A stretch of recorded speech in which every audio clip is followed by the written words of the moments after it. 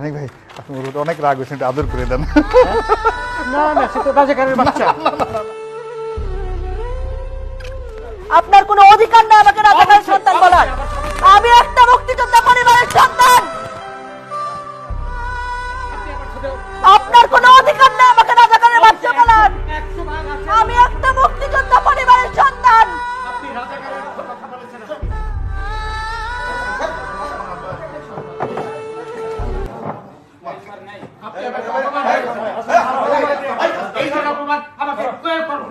আমি একটা মুক্তিযোদ্ধা পরিবারের সন্তান, আপনি আমাকে রাজাকার কোন সাহসে বলেন? আমি এই আপনার ব্যবহার দেখে আমি বলেছি এটা। আমি